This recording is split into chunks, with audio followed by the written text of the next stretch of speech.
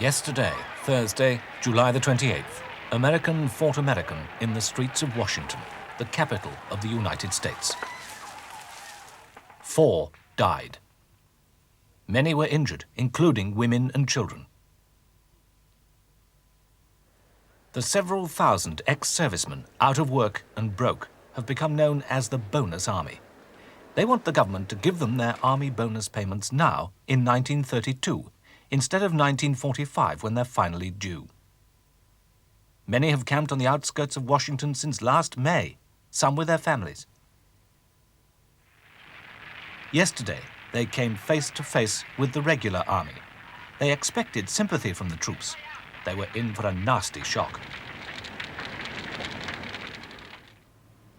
Buddy, can you spare a dime?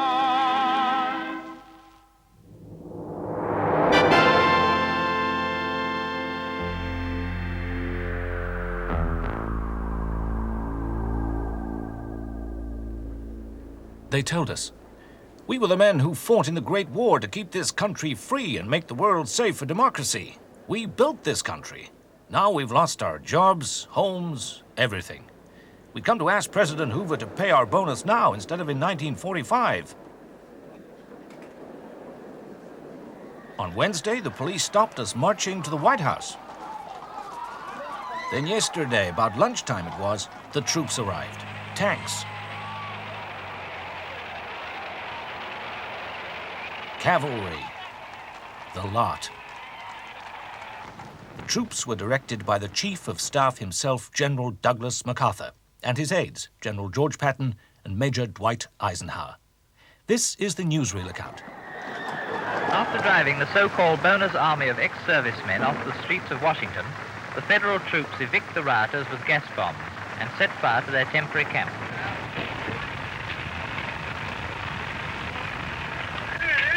All right, bring him out, Arthur. Thank God, said the president. We still have a government that knows how to deal with a mob. Was this a mob? Was it, as some think, a carefully planned revolution inspired by the Reds in Moscow? Or was it just the way you'd expect men to act for what they believe is due to them, desperate after the disasters that millions have been suffering these last 3 years?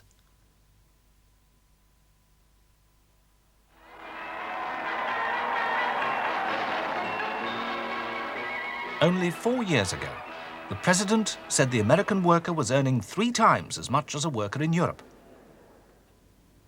As one of the bonus marchers said, "Sure, there was a bad patch after the war, but then we just got better off. It seemed like it would go on forever. Clothes, radios, vacuum cleaners, cars. We were building a great life."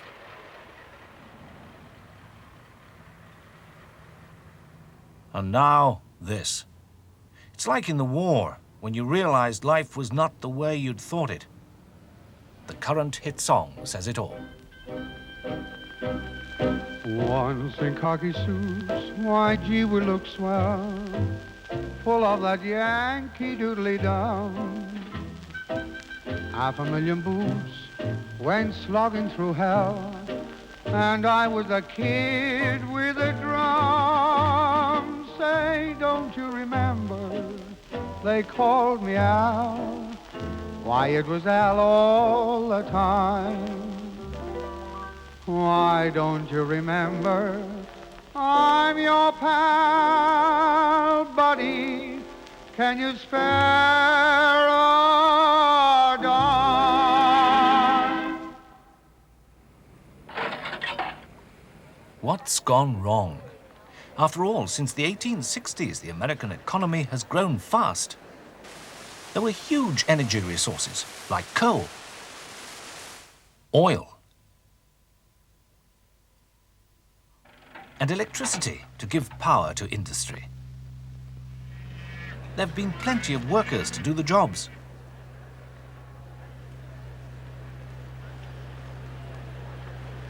And there have been few trade unions, so there's been little trouble for the big, powerful companies. And immigrants have been a cheap supply of labor.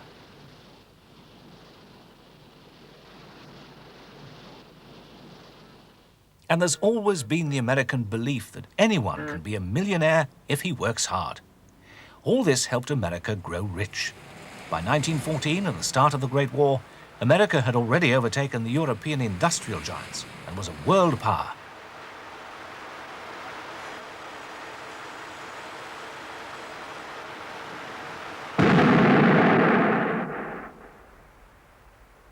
The war made Europe poor. But it strengthened the United States. She lent money to help the Allies pay for the war effort, and she could sell her own goods worldwide without much competition.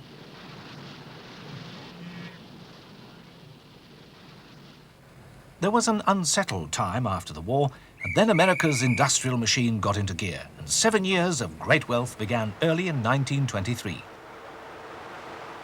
3 new industries led the boom: motor vehicles, electricity. Soon, big hydroelectric projects were providing half of America's power.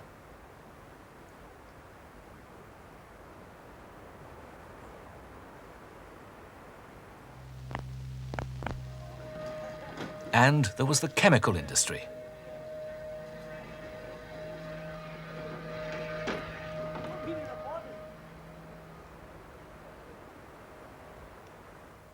Vehicle production rose from 1.9 million in 1919 to 5.6 million in 1929. In 1919, Americans owned nearly 7 million cars. By 1929, just 3 years ago, it was over 23 million. A car rather than a bathroom was bought by many working-class families. Other industries have grown because of the motor car. By 1928, the industry used 80% of the country's processed rubber, 65% of its leather upholstery, 11% of its iron and tin, 50% of its plate glass. And it used 7 billion gallons of petrol. Sales of radios went up from $60 million in 1922 to over $800 million in 1929. This was just one result of twice as much electricity being produced in the 1920s. Radio was also one of the many ways in which the growing advertising industry sold the new products.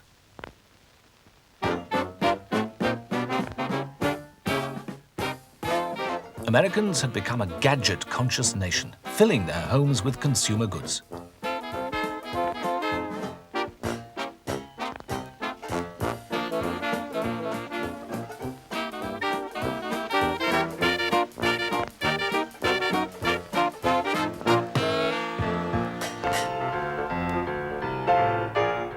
The film industry, with its stars, has helped make it seem so important to look beautiful. By 1929, 1,500 face creams were on the market, and each year the average woman was using a pound of face powder and 8 rouge compacts. And to smell beautiful, there were 2,500 brands of perfume, and BO and bad breath now worried people across the nation.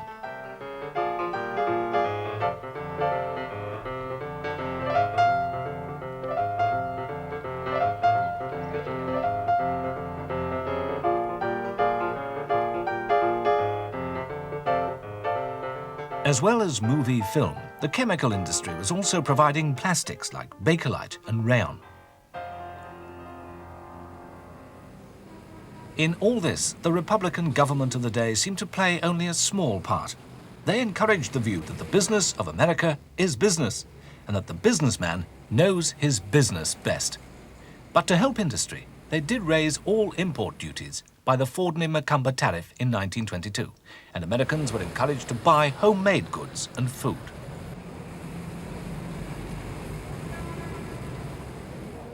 And between 1926 and 1928, income tax was reduced, so people had more cash in their pockets.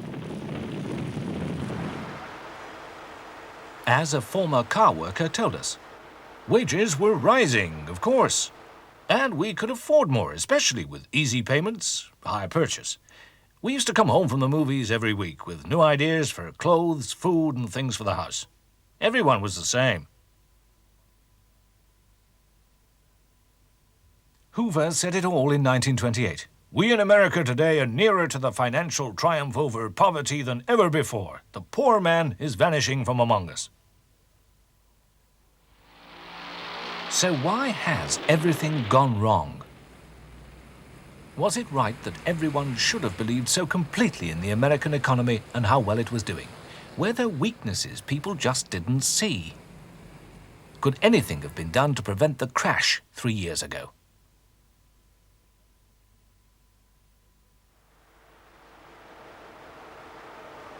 Already, some things do seem clear. Key industries have grown weaker in the face of competition. The coal industry has faced competition from the oil industry.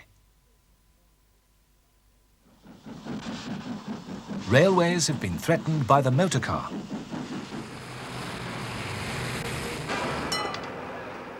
Cotton textiles are being replaced by rayon. Skirts have got shorter, corsets and petticoats abandoned. In 1914, 19 yards of material were needed for an outfit. By 1928, it took just 7 yards.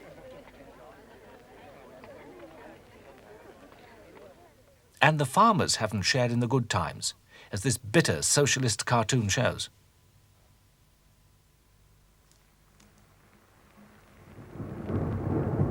All over the world, they've been producing more than the market can take. Prices of grain, sugar and cotton have fallen. So have profits and wages. Attempts to recover by producing more have simply exhausted the soil and pushed prices even lower. Many farmers have had to mortgage their farms and have gone deeper in debt. Many of them have had to sell up and leave, and they and their families have become homeless.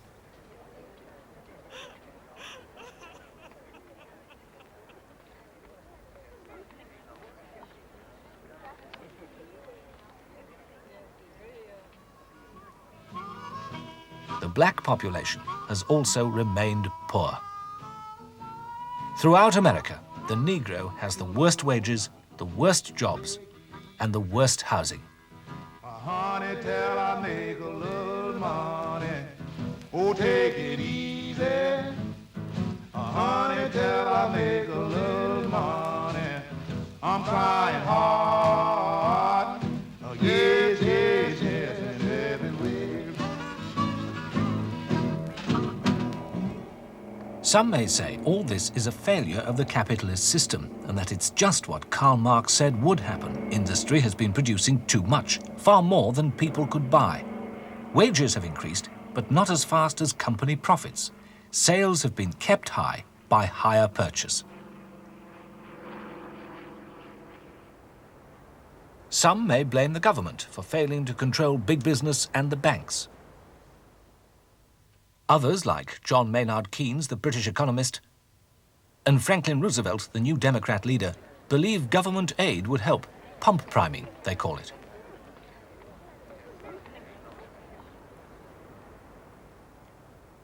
Historians and economists will argue over it for years. One thing is certain. What has gone is confidence. While people have confidence in the future, they'll put money into industry and spend, and so make more jobs. But once that confidence goes, the skids are on. A lot of money, or capital, for industrial growth is got by the sale of company shares. People buy them in the belief that they'll get payments, dividends, or be able to resell at a profit. While they're confident, they buy, and share prices go up. During 1928, radio shares shot up from $80 to $420. The shares of DuPont, the giant chemical organization, shot from $310 to $525. In October 1929, confidence suddenly broke and Wall Street crashed. Even millionaires like Rockefeller suffered great losses. For small investors, it meant disaster. Since then, political and business leaders from Hoover down have tried to make a worried America believe that prosperity is just around the corner. But prices and production have fallen. Unemployment has risen, banks have collapsed, poverty hunger and despair walk the streets.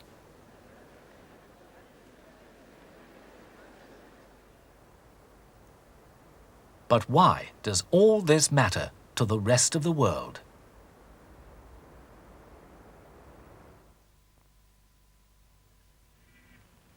America has been an important market in spite of tariffs to protect America's own goods. With the slump, that market has been reduced. Americans have provided capital for development in Britain and in Italy and in South America. Above all, America has put money into Weimar Germany, where loans made under the Dawes Plan had brought about some kind of prosperity. These loans have now dried up. Like Hollywood movies and Ford cars, economic crisis has been exported to countries whose economies still haven't recovered from the Great War. Since then, we've seen world trade collapse, unemployment rise, and political and social unrest follow.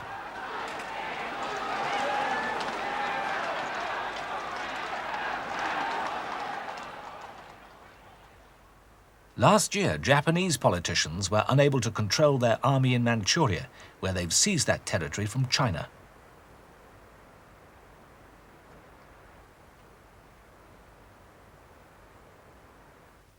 Last year, the British Labour government collapsed and was replaced by the national government under Ramsay MacDonald, who told the country, "The nation is in difficulties.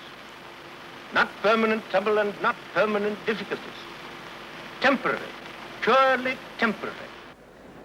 In Germany, the extremist parties, Nazis and communists, have gained support. What will happen this November in the American presidential election? Will Hoover persuade the voters that only he can stop the tide of revolution and socialism?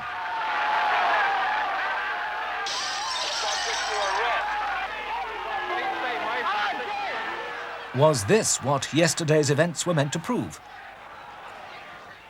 If Roosevelt wins, will he bring in his New Deal? And if so, could revolution follow?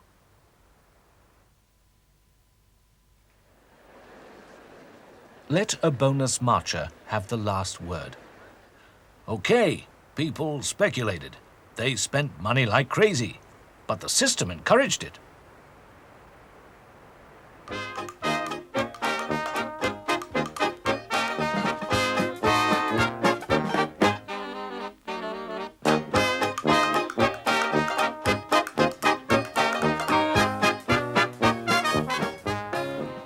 Now men have lost their jobs, their homes, their families.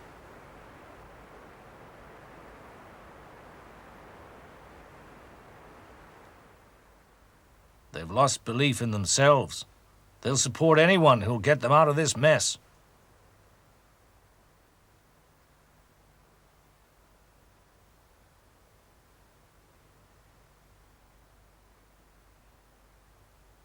Me?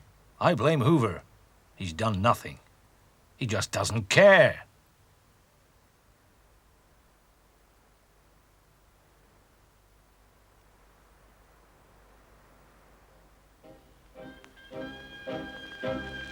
Once in khaki suits, why gee we look swell, full of that Yankee doodly down. 500,000 boots went slogging through hell, and I was a kid with